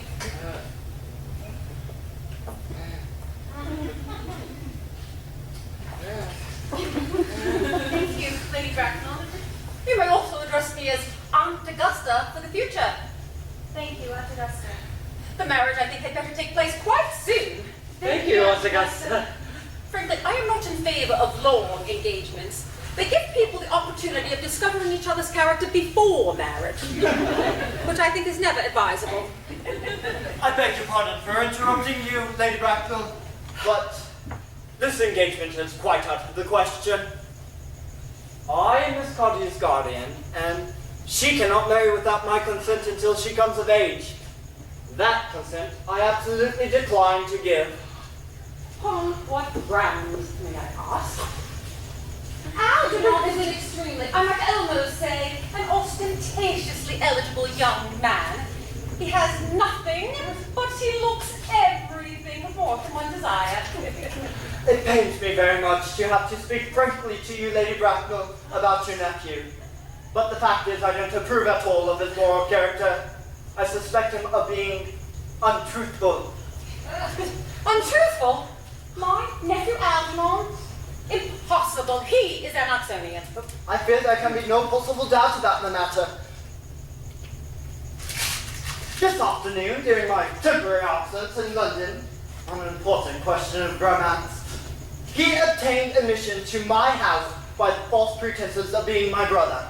Under an assumed name, I have just been informed by my butler, he drank an entire pint bottle of my Perrier Jouet Brut, 89, wine I was specially reserving for myself.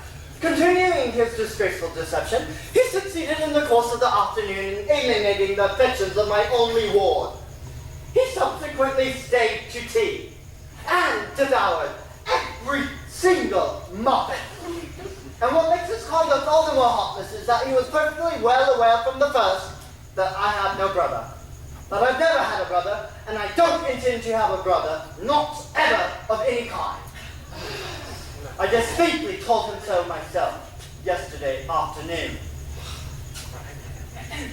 Mr. Worthing, after careful consideration, I have decided entirely to overlook my nephew's conduct towards me. How extremely kind of you, Lady Bracknell. My own decision, however, is unalterable. I decline to give my consent. Come here, dear. How old are you? Well, I'm really only 18, but I always admit 20 at evening parties. You are perfectly right in making some slight alteration. Indeed, no woman should be ever so accurate about her age. It looks so calculating. 18, but admitting to 20 at evening parties. Well, it will not be long before you are of age and free from the restraints of tutelage. So I do not think that your guardian's consent is, after all, a matter of any importance. Pray, excuse me for interrupting you again, Lady Bracknell, but it is only fair to tell you that, according to the terms of her grandfather's will, Miss Cardew does not come legally of age until she is 35.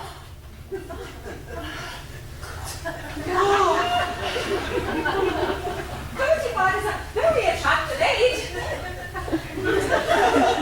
London society is full of women of the very highest position who have of their own free choice remained 35 for years.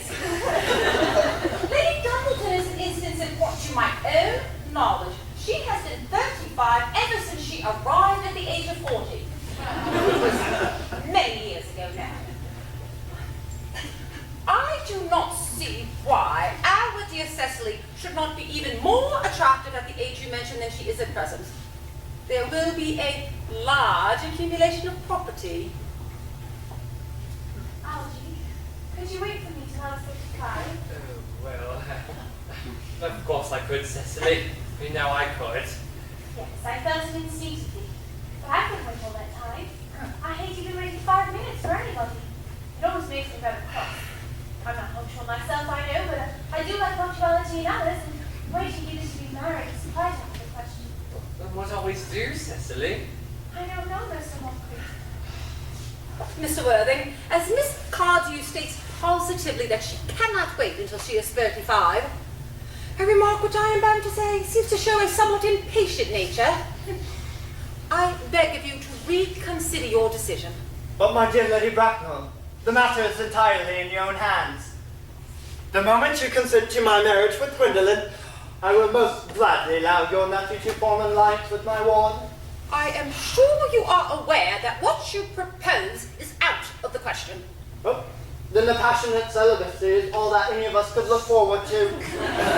That is not the destiny I propose for Gwendolen. Algernon, of course, can choose for himself. Come, Gwendolen, we have already missed 5, if not 6 trains. To miss any more might expose us to comment on the platform. Oh! Everything's quite ready for the christening. But christening, is that not somewhat premature? Both these gentlemen have expressed a desire for immediate baptism. There, H. The idea is grotesque and irreligious. Algernon, I forbid you to be baptized. I will not hear of such excesses. Lord Bracknell would be highly displeased if he were to learn this is the way you wasted your time and money. Am I to understand then that there'll be no christening at all this afternoon? I don't think, as things are now, that it would be of very much practical value to either of us, Dr. Chasuble. I am grieved to hear such sentiments from you, Mr. Worthing. The statement of the heretical views of the Anabaptists, views that I have completely refuted my full unpublished sermon. However, since your present move seems to be one peculiarly secular, I'll return to church at once. Indeed, I've just been informed by the pew opener that for the last hour and a half, Miss Prism has been waiting for me in the vestry. Miss Prism? Did I hear you mention a Miss Prism? Yes, Lady Bracknell. I'm on my way to join her. Pray, allow me to detain you for a moment, Dr. Chasuble. This matter may prove to be a vital one to Lord Bracknell and myself. Is this Miss Prism a woman of repellent aspect, mostly connected with education? She's the most cultivated of ladies and a very picture of respectability. It is obviously the same person. May I ask what position she holds in your household? I'm a solvent, madam. Miss Prism, Lady Bracknell, has for the last 3 years been Miss Cardew's esteemed governess and valued companion. In spite of what I hear, I must see her at once. Let her be sent for. She approaches. She is nigh. I was told you expected me in the vestry, dear Canon.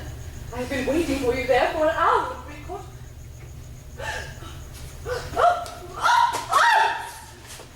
Prism! Come here, Prism.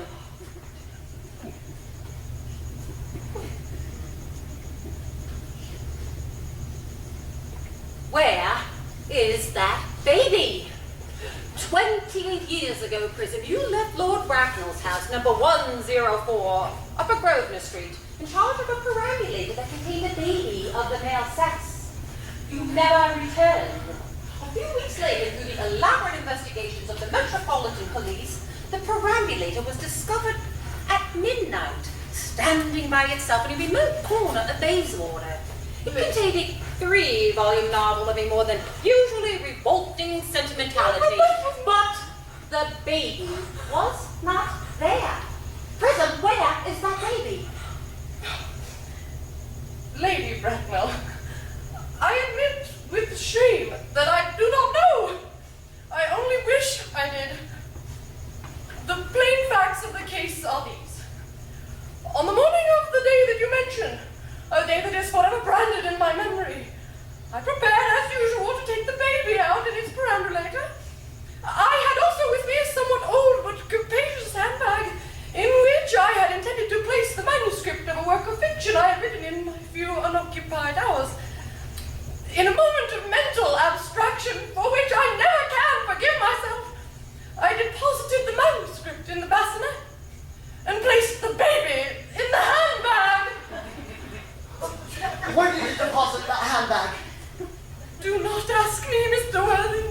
Miss Prism, this is of no small importance to me. I insist on knowing where you deposited that handbag that contained that baby. I left it in the cloakroom of one of the larger railway stations in London. What railway station? Victoria! The Brighton line! But I must retire to my room for a moment. Gwendolyn, wait here for me. If you're not too long, I shall wait here for you all my life.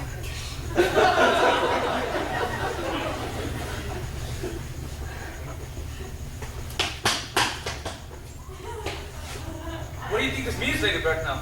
I dare not even suspect, Dr. Chasuble.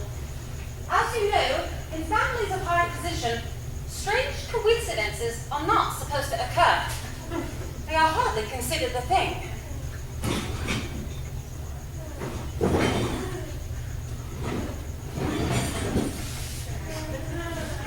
Jack seems strangely agitated. Your guardians have a very emotional nature. It sounds as if you were having an argument. I just dislike arguments of all kinds. They are always vulgar and often convincing. So stop now. I wish you would arrive at some conclusion. The suspense is terrible. I hope it will last.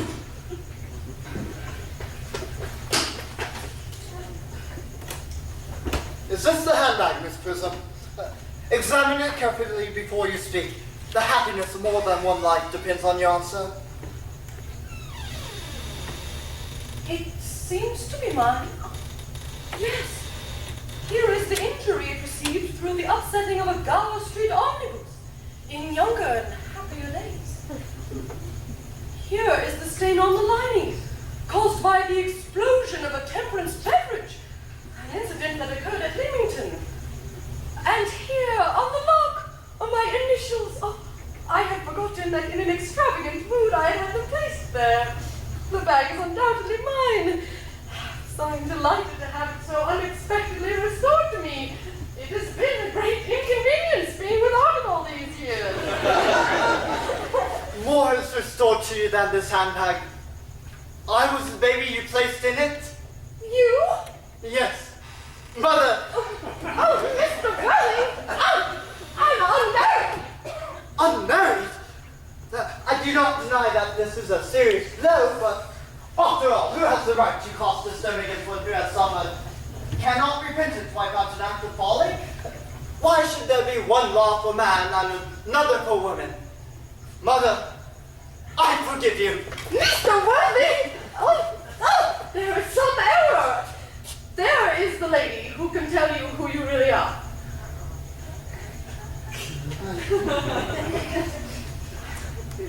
Lady Bracknell, I hate to seem inquisitive, but would you kindly inform me who I am? I am afraid the answer I have to give you will not altogether please you. You are the son of my poor sister, Mrs. Moncrief, and therefore Algernon's elder brother. Algy's elder brother? Did I have a brother after all? I always said I had a brother. I knew I had a brother. Cecily, how could you ever doubt that I had a brother? Dr. Tadpole, my unfortunate brother. Miss Prism, my unfortunate brother. Gwendolyn, my unfortunate brother. Algy, you young scoundrel. Oh, good. You will have to behave to me with more respect in the future. You have never treated me like a brother in all your life. Not till today, old boy, I must admit. I did my best, though I was out of practice.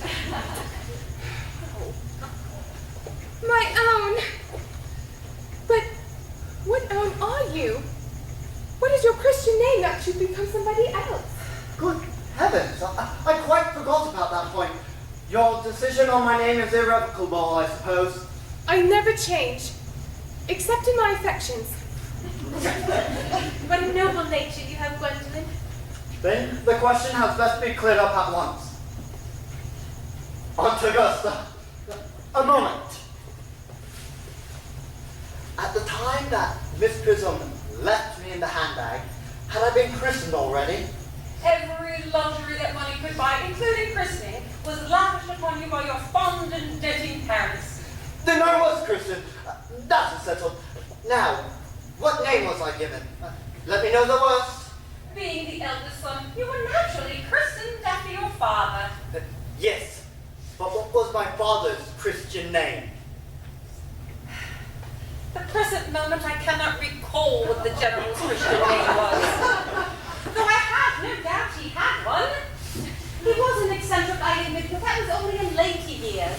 And that was the result of the Indian climate, and marriage, and indigestion, and other things of that kind. Algy, can't you recollect what our father's Christian name was? I'm afraid we were never on speaking terms. He died before I was a year old. His name would appear in the army directory of the last 50 years, wouldn't it? The general was essentially a man of peace, except in his domestic life. However, I am sure that his name would appear in any military directory. The army list of the last 50 years are here. These delightful records should have been my constant study. M. Marlon. Generals. Marlon, Maxbum, Magley. What costly names they all have. Markby, Mixley, Mob, Moncrief. Lieutenant 1840, Captain, Lieutenant Colonel, Colonel, General 1869. Christian names? Ernest John! Gwendolyn, I told you my name was Ernest. I mean, it is Ernest after all. It naturally is Ernest. Yes, now I recall that the general was called Ernest.